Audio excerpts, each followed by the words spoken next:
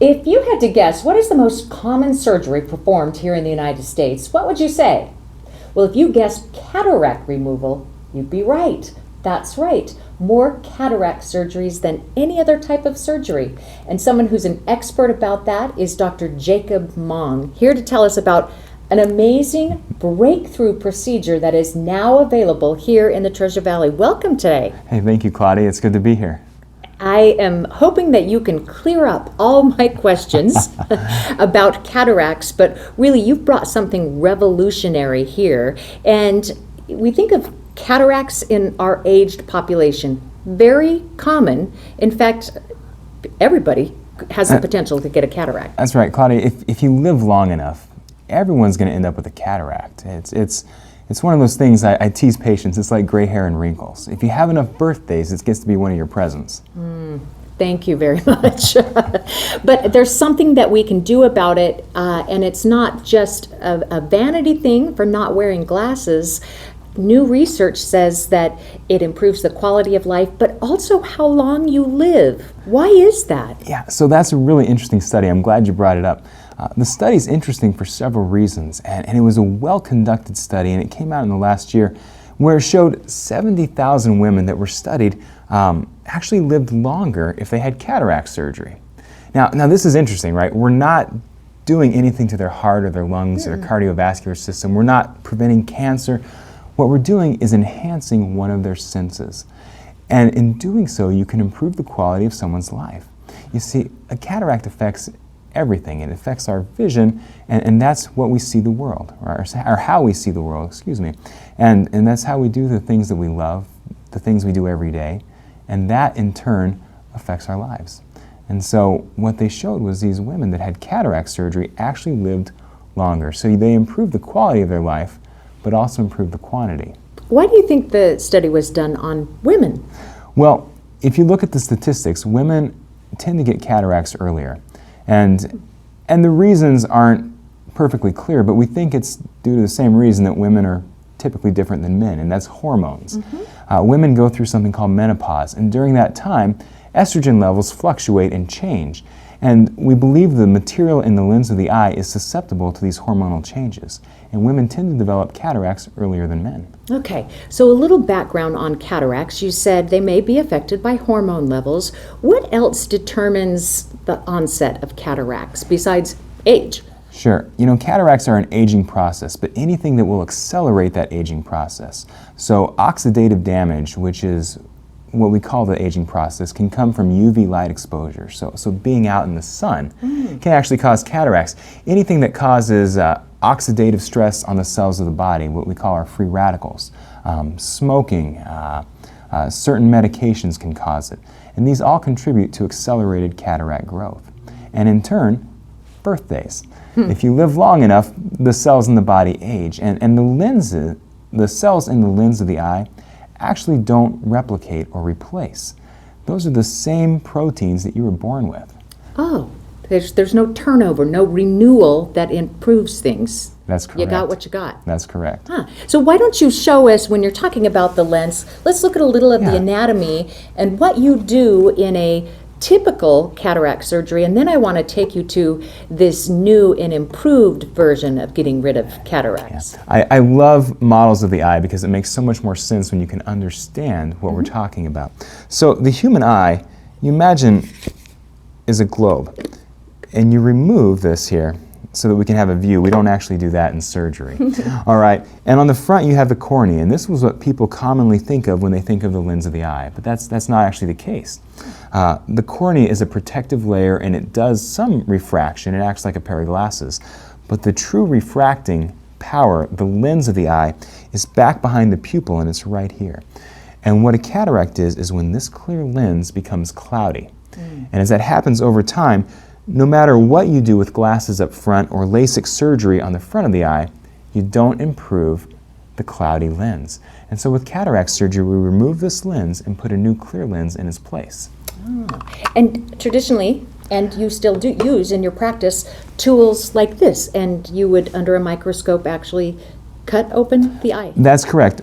You know, traditional cataract surgery here in America for the past 20 to 30 years has used a 2 to 3 blade approach where multiple incisions are made in the eye using blades similar to these. They run between 2.5 and 3 millimeters, and what these blades are used to do is open the eye, remove the lens, and allow for passage of the new lens to be implanted. Okay, so what the new technology takes us from here to what? Tell us the name of it and what you're able to do now. Right, so what we're talking about today is laser cataract surgery using something called a femtosecond laser. And in the past decade, advancements have been made with lasers to the point that we no longer need these instruments for cataract surgery. So before, a surgery that was entirely dependent on how steady your surgeon's hand was, on their skill level, on the preoperative measurements and what they assumed would help, now can be done in real time with a laser with perfect precision. And the healing time is quicker, there's less pain, there's less inflammation, and the results are unprecedented. Oh, it sounds amazing. So the technology is so new to Boise.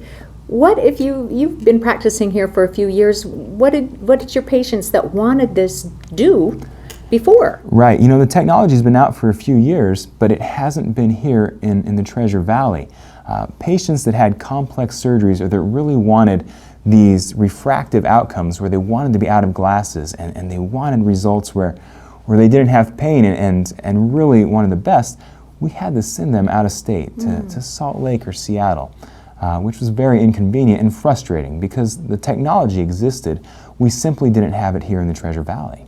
So they would go somewhere, get the surgery, but what about when it's over? Do you have to go travel and see that doctor again? Because I'm imagining you bringing it here has sort of changed all of that. That's right. You know, we brought it for several reasons. One, because it really is the best thing out there, and I think our patients deserve that. But there are patients that you shouldn't even do without this surgery. I mean, it makes things so much simpler. And now that we have it, we follow our own post-ops. We're no longer sending them out of state. So patients have an option to have the surgery without the travel. That is so reassuring. It's truly an amazing technology, and I think it's going to be the standard of care across America in a few years. Okay, so I can't imagine what you do for people. What are some of the before and after stories, if you will? You know, there are so many of them, it's hard to pick one. Patients in general notice that things are brighter. Things are more crisp. If we're shooting for custom outcomes where they can see distance, intermediate, and near, they're getting vision back that they haven't had since they were 20. Many times, vision they've never had. Okay, so you're not just correcting it like giving them a pair of glasses. You're, in some cases, perfecting. They're getting vision results that better than they've ever had. Welcome to the 21st century with cataract surgery. It's come so far that we're no longer just removing a dirty lens. We're trying to give them outcomes similar to what people imagine when they hear the word LASIK surgery. We're trying to get them out of their glasses so that not only can they see clearly, but they can see clearly without any help. All right, and that's kind of what this little guy has to do with. Explain this to me. Right, so when we remove the natural lens of the eye, obviously this is not a to-scale model. We implant a small lens in the eye that will stay with the patient the rest of their life. And this lens is customized to have that patient's prescription built into it. And this is an actual lens, and you can see the central optic. That's what a patient will look through. And there's two little arms that hold it in place, and that's what stabilizes the lens. And so it's like inserting their prescription into their eye. That's right. It's a permanent implant with their prescription. Wow. Now that is not the only revolutionary new sort of thing that you're doing. You have another device called, or is it a device or a process that's called Aura? It's actually both. Oh. In the last few years, there's been more technology developed to even further fine-tune cataract surgery. What I just talked to you about, these outcomes where patients don't need glasses, relies on how accurate our measurements are to calculate that lens that I'm implanting. Because that lens is permanent. Once we implant it, you want it right.